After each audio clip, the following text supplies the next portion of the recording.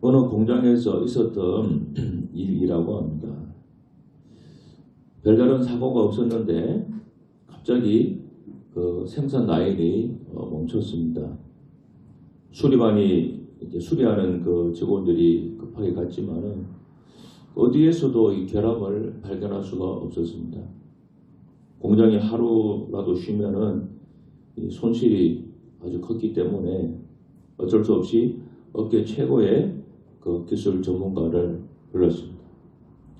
이 전문가가 와서 잠시 여러 기계를 둘러보더니 한 라인에 있는 기계를 그 망치로 이렇게 때렸습니다. 근데 몇 번 망치질을 하니까 갑자기 멈췄던 기계가 큰 소리를 내면서 힘차게 돌아갔습니다. 이게 고쳐진 거죠.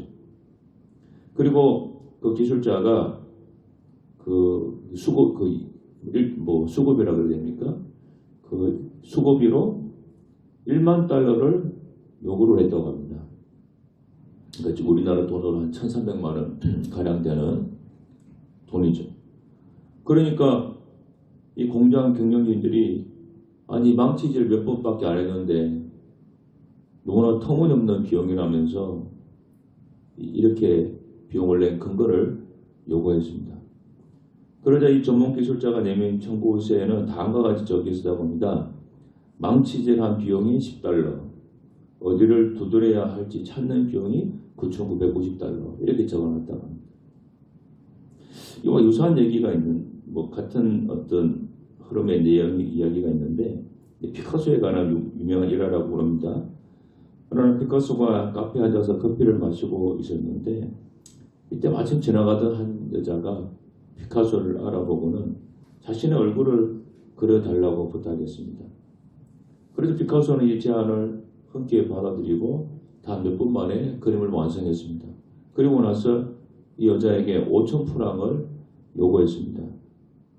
여자가 어이없어 하면서 아니 당신은 이 그림을 그리는데 몇 분밖에 걸리지 않았지 않습니까? 그런데 왜 이렇게 비싼 돈을 요구합니까? 그렇게 얘기했습니다. 그러자 피카소가 여자에게 이렇게 얘기했습니다. 나는 이 그림을 그리는데 단 몇 분밖에 걸린 것이 아닙니다. 나는 당신을 그리는데 40년이 걸렸습니다.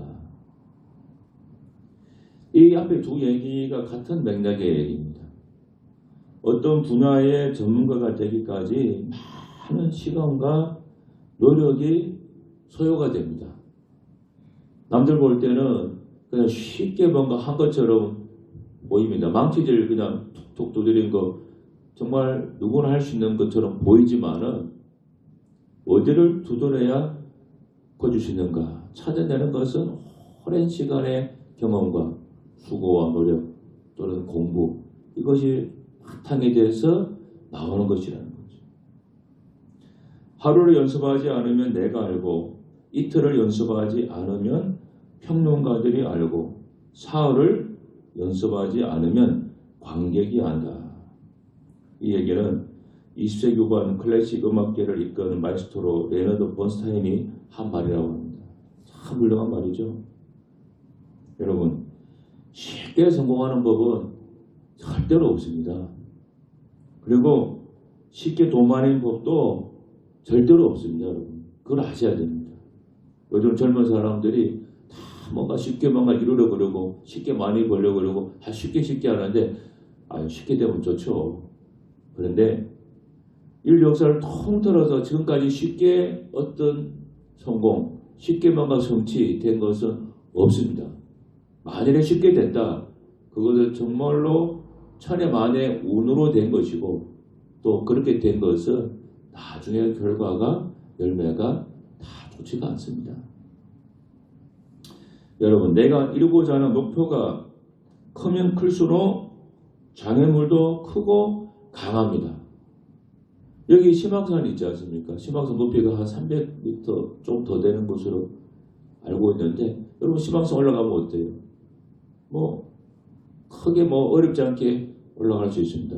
그런데 저기 한라산, 설악산, 지리산 올라간다고 생각해 보세요. 벌써 어떻습니까? 마음가짐도 달라져야 되고 장비도 달라져야 되고 그리고 저 내 정상까지 올라갈 수 있을까? 그 생각보다 딱 듭니다. 너무 높기 때문에 그게 넘어가야 할 골짜기 작은 산들이 많이 있는 거예요. 우리가 기도하는 것도 동일합니다. 기도해서 큰 응답을 받기까지 쉽게 되지 않습니다. 뛰어넘어야 하는 장애물이 많이 있어요. 이런 과정을 무사히 통과할 때 기도 응답의 기쁨을 그때 맛보게 되는 것입니다.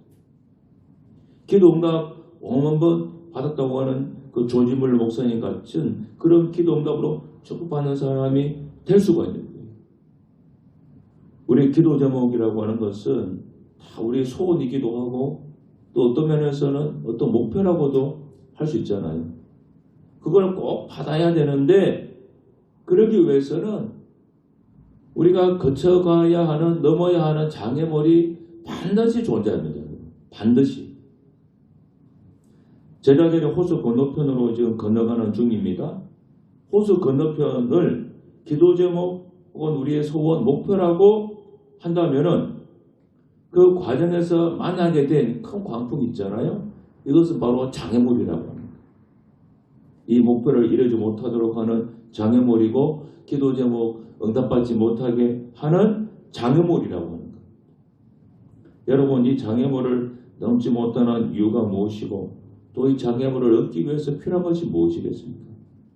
여러분 제자들이 이 장애물을 지금 호수를 넘어가는 과정에서 일단 제자들은 실패했습니다. 그렇죠? 제자들은 내가 읽어보면 알지만은 막 죽겠다고 난리가 났어요. 그러니까 호수를 건너가는 그 과정, 어떤 목표점에 도달하는 그 과정에서 제자들은 일단 실패를 했습니다. 나중에 결과적으로 예수님 때문에 건너가긴 했지만 제자들 입장에서는 일단 실패를 한 거예요. 그 원인이 무엇일까요? 왜 그들의 소원과 그들의 어떤 목표를 이루지 못했을까요?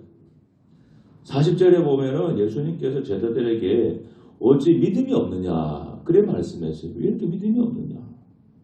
그러니까 제자들의 믿음에 대해서 예수님이 대뜸 지적을 했습니다. 다시 말하면은 믿음만 제대로 가지고 있었으면은 이번에 이 문제, 이 장애를 넘을 수 있었다. 바로 그 말입니다. 믿음과 관련해서 제자들이 겪은 비슷한 사례가 하나 더 있습니다. 예수님이 베드로 요한을 데리고 산에 올라간 적이 있죠. 산에 올라가 있는 동안에 산 아래에 남아있던 제자들에게 귀신 들린 아들을 둔 아버지가 찾아옵니다. 그리고 제자들에게 내 아들을 좀 고쳐달라고 했는데 못 고쳤습니다.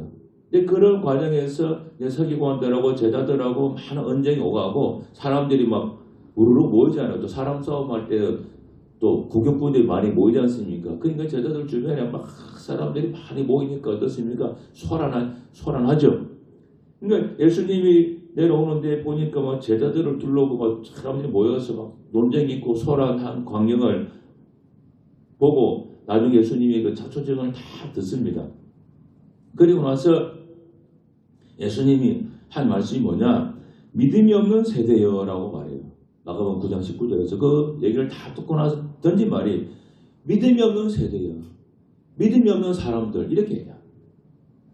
다시 말하면은 이번에 이 일도 믿음이 있었으면은 해결이 다 잘 문제인데 믿음이 없어서 이런 소란이 일어났다고 하는 지적입니다. 여러분 하나님께 꼭 받아야 되는 것이 있습니까? 이번에 하나님 이거 꼭 좀 도와주셔야 될 일이 있습니까? 그러면은 내가 그것을 받을 만한 믿음이 있는가? 그거부터 점검해 보셔야 됩니다. 야고보 1장 10절 말씀 보면은 온갖 좋은 은사와 온전한 선물이 다 위로부터 빛들이 아버지께로부터 내려온다 그랬어요. 그러니까 좋은 선물, 이 선물이 뭔지는 우리가 다 알지 못하지만 좋은 선물, 좋은 거죠. 이 좋은 거는 다 아버지 하나님께로부터 다 우리한테 내려온다 그랬어요. 그런데 이 선물을 받기 위해 필요한 게 뭐냐? 그게 믿음이라고 하는 거예요. 믿음이라고 하는 그릇이 있어야 그 그릇에 하나님의 좋은 선물을 다 올려놓습니다. 사과도 올려놓고 배도 올려놓고 다 올려놓는 거예요. 그릇을 좋은 걸 준비해요. 하나님이 주시는 선물은 믿음으로 다 받습니다. 믿음으로. 내 노력으로 받는 거 아닙니다. 내가 그냥 열심히 한다고 받는 거 아니에요. 믿음이 있어야 받습니다. 그래서 믿을 때 병이 다 낫고 믿을 때 죽은 자가 살아나기도 하고 믿을 때 물 위로 걷기도 했던 거예요. 그래서 지금 제자들의 지금 부족한 것은 믿음이었다. 내가 어떤 것을 뭔가 이루지 못하고 있다. 뭔가 성취가 안 되고 있다. 잘 안 되고 있다 하면은 내 믿음을 한번 조금 돌아보셔야 돼요. 내가 믿음이 좀 부족한가? 내가 믿음 생활에 좀 뒤쳐져 있는가? 뭔가 그런 것을 우리가 한번 점검을 해볼 필요가 있습니다. 그리고 두 번째 기억할 것은 이 믿음으로 인한 그 시련을 이겨내라는 겁니다. 이게 무슨 말인가 하면은 우리가 일단 예수님 믿으면은 그 믿음이라고 하는 것이 그냥 평탄하게 이루어지는 게 아니에요. 환경적인 시련이 반드시 여러분 뒤에 옵니다. 환경적인 시련. 이 믿음이라고 하는 것은요. 시련을 통해서 확실한 믿음인지 가짜 믿음인지 증명되는 거예요. 여러분 제자들 보세요. 풍랑을 만나기 전까지는 다 12명이 그래도 믿음이 조금 있는 줄 알았어요. 예수님 제자니까 목이 딱 주고 막 그래 예수님 뒤에서 막 어깨 힘뽕 들어가가지고 막 다녔다고요. 믿음 있는 것처럼. 그런데 풍랑 한번 세게 맞으니까 어떻게 됐습니까? 그 사람들 믿음이 다 뽀록 나버렸죠. 믿음이 그냥 완전히 있긴 있는데 완전히 그냥 막 바닥에서 찰랑찰랑 하는 것이 다 떨어나 버렸죠. 우리가 믿었는데 여러분 정반대의 일이 일어나는 경우가 꽤 있습니다. 그래서 마음에 절망하기도 해요. 여러분 35절 보시면요. 호수 건너편으로 건너가고자 가자고 그랬죠. 갈릴리 호수로 건너가자고 하신 분이 누굽니까? 예수님이에요. 제자들이 예수님한테 우리 저 건너갑시다 이렇게 요구한 게 아니고 예수님이 제자들한테 야 우리 저 건너가자 그렇게 얘기했어요. 그런데 어떻게 되었습니까? 예수님 말씀 듣고 갔는데 큰 광풍이 일어나서 죽을 정도가 된 거예요. 38절 보니까 우리가 죽게 된 것을 왜 돌보지 않습니까? 이렇게 해요. 그렇죠. 예수님이 건너가자고 해가지고 지금 호수에 나왔는데 자기들은 막 죽기 일보 직전인데 예수님은 지금 주무시고 계시잖아요. 그러니까 우리가 죽게 된 것을 왜 안 돌봅니까? 이렇게 항변을 하는 거예요 지금. 예수님이 가자고 해서 가는데 이 풍랑 만났는데 왜 예수님은 가만히 잠만 자고 있냐? 지금 이렇게 예수님한테 지금 불평하는 거예요. 지금 어떤 면에서는. 여러분 반드시 주님을 믿고 가는 길에는 마귀가 회방을 합니다. 시험이 다가와요. 우리가 믿음을 가지고 살아가는데 시련이 다가오고 환난이 다가오고 고통이 다가와서 우리가 믿는데 믿음과는 정반대 현상이 종종 일어납니다. 기도하는데도 응답은 안 오고 오히려 일이 더 잘 안 풀려요. 일이. 그런 경우 꽤 있습니다. 그러나 그때 믿음을 놓치면 안 돼요. 부르짖고 기도하고 계속 믿음을 잡고 있으면은 그 믿음의 어떤 반대되는 현상, 그 믿음의 시련이 지나갑니다. 우리가 많이 부르는 찬양 가운데 전능하신 나의 주 하나님이라고 하는 복음성가 있지 않습니까? 그 후에 마지막 부분 보면은 뭐라고 됐습니까? 믿는 자에게 능치 못함 없네 이렇게 나오죠. 믿는 자에게 능치 못함 없다. 이 가사가 있습니다. 믿음은 산 옮길 만한 능력이 있어요. 그러니까 믿음 얘기하면은 참 뭔가 대단하잖아요. 믿는 자에 능치 없다 그러고 믿음은 산을 옮긴다 그러고 뭔가 우리가 여기까지만 볼 때는 믿음이라고 하는 것이 정말 대단하고 막 멋지고 막 그렇잖아요. 그러나 그 믿음의 능력 뒤에 있는 어떤 기도와 고난을 보지 못하면은 우리의 믿음은 하나 사치품으로 전락하는 거예요. 그 산 옮길 만한 믿음의 능력이 있기까지 그 뒤에 얼마나 많은 눈물의 기도와 그 믿음의 시련을 통과해서 여기까지 왔겠습니까? 그냥 예수 믿자마자 갑자기 그냥 하늘로부터 산 옮길 만한 믿음이 탁 생겨가지고 막 말만 하면 다 되는 그런 경우는 절대적으로 없습니다. 그 믿음의 어떤 수준에 도달하기까지 많은 기도와 눈물과 시련을 통과해야 됩니다. 그래야 그 믿음에까지 도달하는 거예요. 그런데 많은 교인들이 믿으면 다 됩니다. 요 설교만 딱 듣고 막 기도해요. 근데 기도해도 됩니까? 안 되죠. 그거 안 되니까 나 기도도 안 되던데요. 이래가지고 기도도 안 해버리고 실망하고 낙심해가지고 막 그런 교인이 꽤 많습니다. 그거는 잘 모르는 거예요.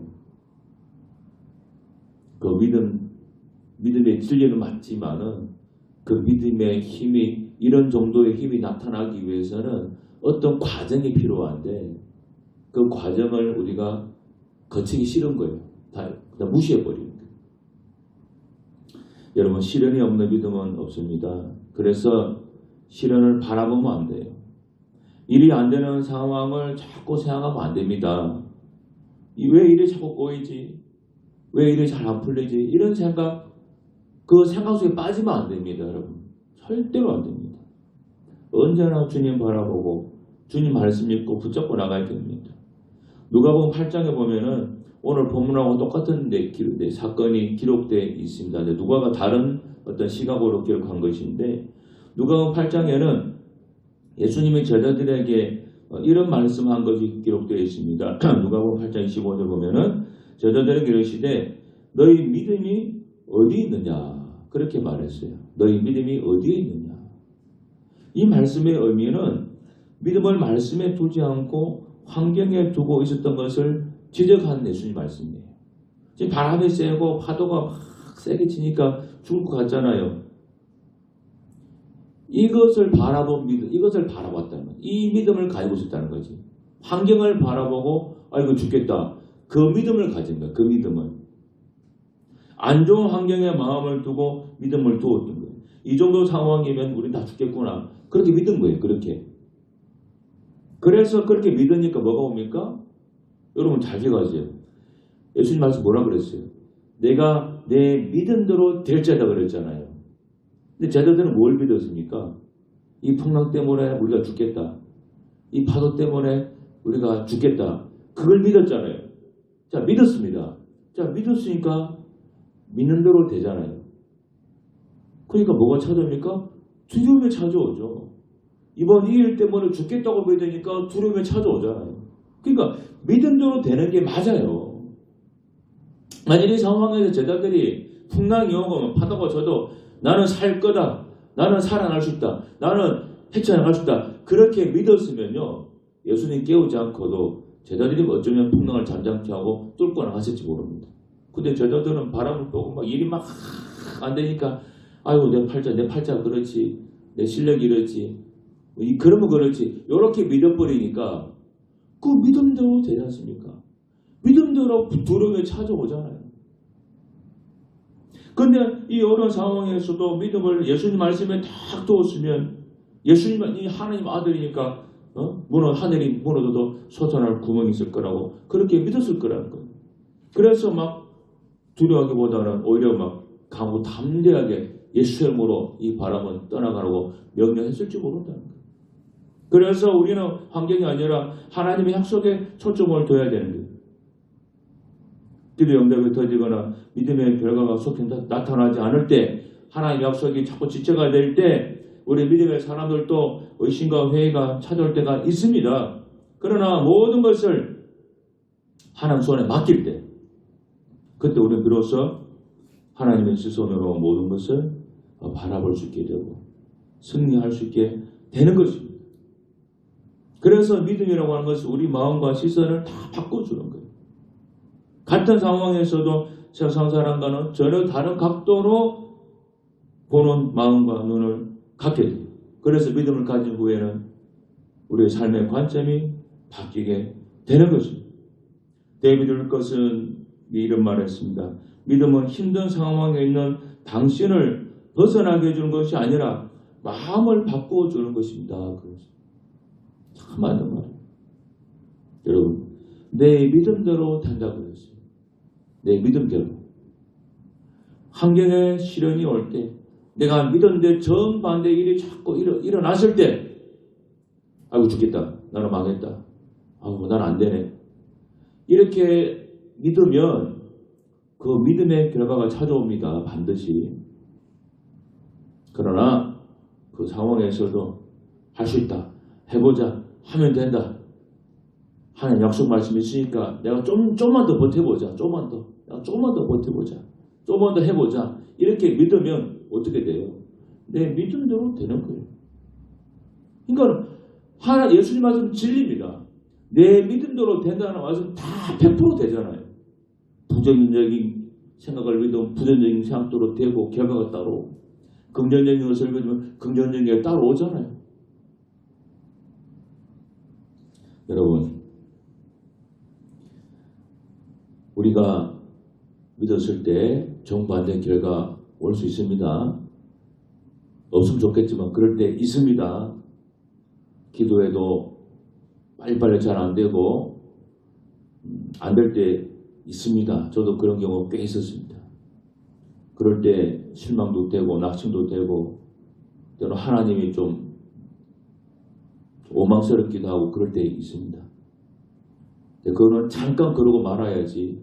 그거를 내가 내 마음에 받아들이고 그것이 나의 믿음이 되어가지고 부정적으로 내 마음이 흘러가 버리면 내 인생은 더 뒤로 후퇴하게 되는 거예요. 그럼 빨리 먼지니까 먼저 털어버리고 조금 힘들고 낙심돼도 다시 일어나서 그래 내가 조금만 더 해보자. 내가 뭔가 부족했나 보다. 그렇게 자신을 좀 채찍하면서 더 기도하고 매달리면 시간은 좀 더 걸릴 수 있겠지만은 오히려 저나 유복이 되고 더 좋은 결과가 찾아옵니다. 그래서 주님 주신 말씀 있잖아요. 로마서 8장 18절.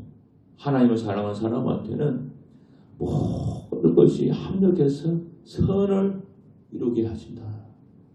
반드시 좋은 결과가 오게 되어 있습니다. 그렇게 믿으면 좋은 일이 생긴다고 믿음대로 될지라 그랬습니다. 아무쪼록 여러분 꼭 좋은 일이 일어날 거라고 믿고 말씀을 붙들고 그래 살아가시기를 부탁드립니다. 기도하겠습니다. 하나님 아버지 감사합니다. 내 믿음대로 될지어다 하셨습니다. 하나님 나는 무엇을 믿었습니까? 어떻게 될 거라고 믿었습니까? 하나님 아버지 잘못된 것을 믿었다고 한다면 일이 안 될 것이라고 믿었다고 한다면 용서해 주시고 잘 될 거라고 믿고 잘 되고 있다고 믿고 하나님이 좋은 것을 주실 거라고 믿는 그런 믿음을 갖게 하여 주옵소서. 우리 구주 예수님 이름으로 기도하옵나이다. 아멘.